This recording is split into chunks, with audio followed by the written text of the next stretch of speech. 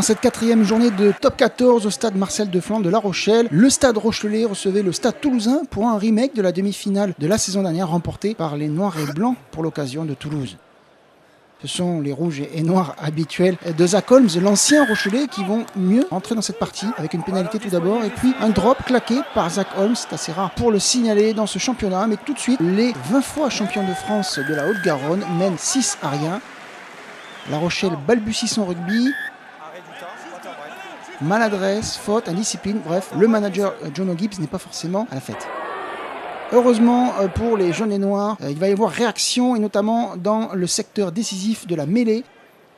La domination et les fautes va venir pour des maritimes qui vont mettre justement la faute leurs adversaires, et Yaya West va récompenser cela. Les fautes se poursuivent pour l'effectif toulousain, on le rappelle, handicapé de 13 absences pour cause de Coupe du Monde. Et Yaya West continue son récital face au poteau pour un 6 partout, tout proche de la mi-temps. Toulouse est acculé, Toulouse est dominé, avantage et on va faire une passe au pied vers l'aile, mais non avant est commis. Heureusement, il y avait un avantage, heureusement pour les jaunes et noirs. L'avantage n'a pas été profitable, a signalé M. Trénini, l'arbitre. Et du coup, Yaya West de passer une nouvelle pénalité qui voit donc le stade Rochelais mener 9-6 à la pause face à un public de Marcel Defland toujours présent avec un énième match à guichet fermé. Les Rochelais ont retrouvé de l'entrain, du dynamisme et leur jeu. Par la même occasion, ils ont remonté tout le terrain sur cette action. Ligny Antonio, présent par 2 fois, peut passer les bras pour son troisième lignel, William Lindenberg. Le joueur de la troisième ligne peut récupérer ce ballon au meilleur des moments pour aller marquer le premier essai de cette rencontre, qui plus est sous les poteaux et qui permet donc, après la transformation du milieu d'ouverture néo-zélandais Yaya West au stade Rochelais, de mener 16-6. Très rapidement, les Toulousains vont croire pouvoir intercepter un ballon, mais au contraire, après rebond, c'est Arthur Retière qui sera un des grands bonhommes de cette rencontre qui va récupérer la balle, montrer sa vélocité, son démarrage et surtout sa pointe de vitesse. Il résiste au retour de tous les défenseurs toulousains pour aller marquer sous les yeux de son papa en coin ce deuxième essai pour les Maritimes. Des Maritimes sous les yeux du président Vincent Merlin qui donc font le break à 21-6 avant un troisième fait de jeu qui leur est favorable.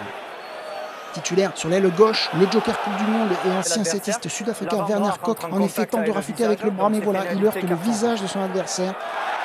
Monsieur Trénini n'aura d'autre solution que de l'expulser, et c'est donc à 14 contre 15 que les Toulousains vont terminer ce match. Autre grand bonhomme de cette rencontre, Vincent Rattez, revenu du groupe France, déçu de ne pas participer à la Coupe du Monde, tout comme Dani Priso. Il sera un des grands animateurs de cette rencontre et sur cette occasion, en poste d'ouvreur, il va feinter la passe et surtout accélérer face à des gros et aller marquer le troisième essai, l'essai du bonus offensif virtuel. Et voilà les Rochelais qui mènent 28-6 sans pousser des ailes et vont tenter un petit coup de pied par-dessus, toujours par Vincent Rattez. Il est contré, il est récupéré, tout de suite passé vers la gauche où le puissant Youssefa Tekori va venir limiter la casse. L'essai est transformé, alors ça ne permettra pas aux Toulousains de revenir dans le clou d'un bonus défensif, mais au moins ça empêche un bonus offensif à leurs adversaires et qui c'est peut-être concurrent à la course à la qualification pour la fin de saison. En tout cas, c'est bien La Rochelle qui s'impose 28-13 pour une victoire qui les sort de la dernière place du classement. En revanche, pour Toulouse, 3e défaite déjà en 4 déplacements pour le champion de France en titre.